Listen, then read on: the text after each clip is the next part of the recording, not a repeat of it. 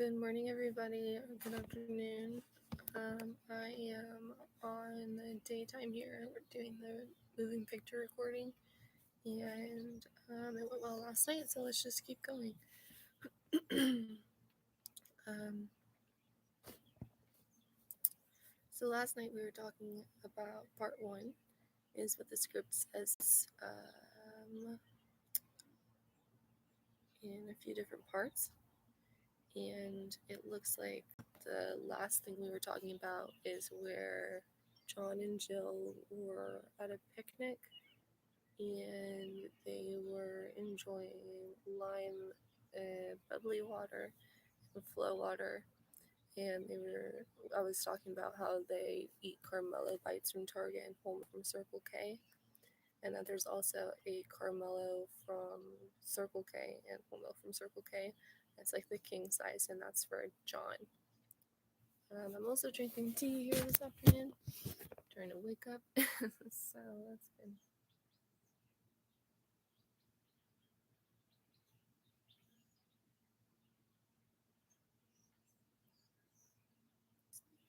So then John and Jill are like these people who are just stepping into heaven, and they have just like so much going for them here in paradise, and everything they do is like really refined, and they're just like this fancy couple.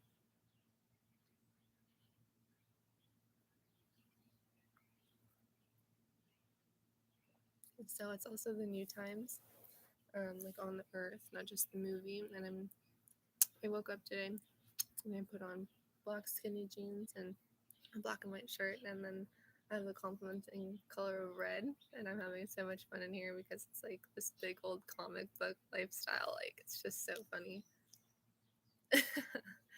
And of course, last night I did something for the New Times too, and it was just like this huge, huge thing at this park, and we were doing. And I was by myself sitting on the bench, and it was like this really big, beautiful um, like just park night where all these people were playing soccer, and then I was doing something for the New Times that was like in the theme of like a woman, not a man, and it was like pink or these puppies. And I put this thing up on the school across from the fields that was on the letter C and the letter A, because the New Times is all about creating stuff. And it was just like, can't wait. And um, I don't know, it was an awesome night. And this is today, so it's pretty good.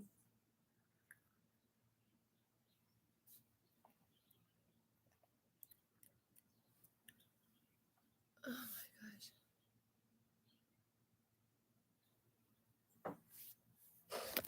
Okay. So I'm kind of remembering writing the script last night in the video. And now we're here, reviewing Carmelo bites and whole milk on a picnic. And I saw this picnic scene last night, and it looks like it's going to be good. So, part two, Fillmore Street. So, we're going from Paradise Valley here to downtown Phoenix.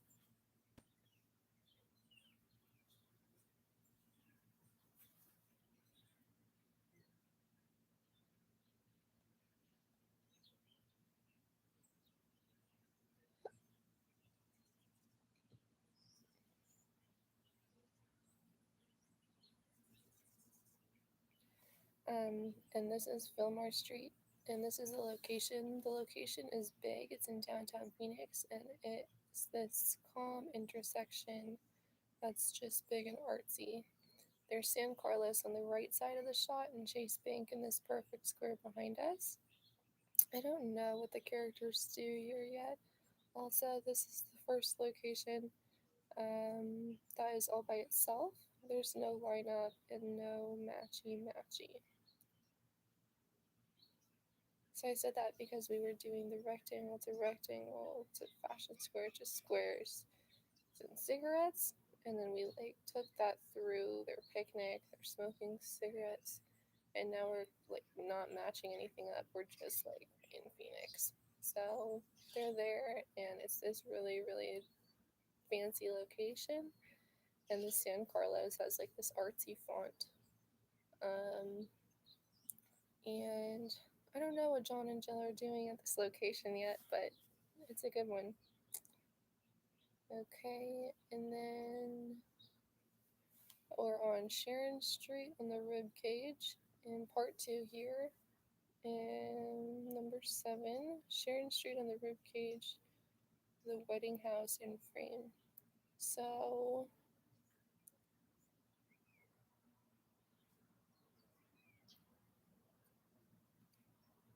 um, okay, so we need to know at this point that the diamonds, that the, in this order, that the tulle on the weeping willow, the diamonds on the ceiling of Home Goods, the diamonds on the Jared store, um, and then of course John and Jill's love story where they're at the picnic and they're in love. And we need to know that this here is on that subject. So we're weaving through different subjects in the story and different themes and different kind of inspiration points. And this one is that John and Jill are getting married.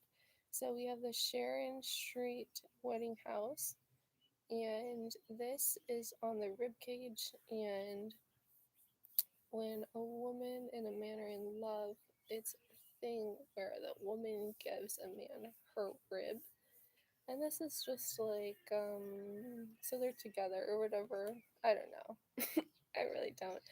But we're on the rib cage here, and it's like the grid, but it's not the grid. It's a rib cage because of the shape of it. Um. Okay, so we also need to know more than this wedding house, which is this just this small white house. Um, and I don't know, we're like walking down the sidewalk or something, and that's in it. That would be normal. That's a good one too. We have these like red people, and they mean love. So there's a red woman and a red man on the sidewalks, and of course the whole thing again is about the sidewalk too, and me like walking too far. And so the red man and woman on the sidewalk are mean love, and so we could use those. There's like a straight this way on Joan d'Arc Street and a straight this way on 46th Street. And the woman version is right here. And I actually just said that for the New Times where I walk past it. And it's like, it's just like meaning love. So, furthermore, like, to be so far out in space and like not have anyone at all is in this story.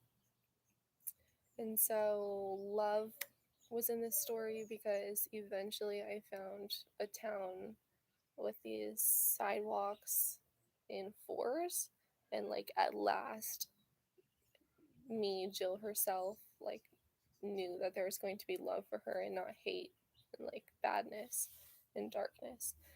So that's really good.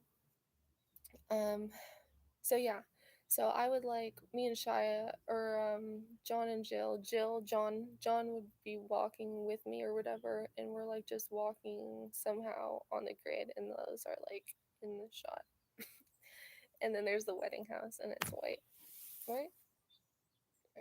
Okay. So yeah. So we need to know at this point that Sharon Osbourne is someone who's married to Ozzy Osbourne. There's this like huge iconic thing that comes next, and it sounds like to me this entire script is just like really gigantic and really fine and really famous, because I think that every single thing that I'm bringing into this script is like just like this gigantic scene. Like every single scene for me is just like huge. So yeah.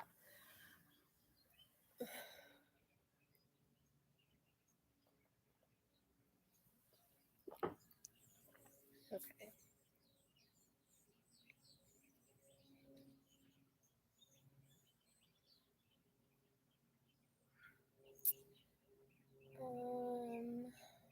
Okay.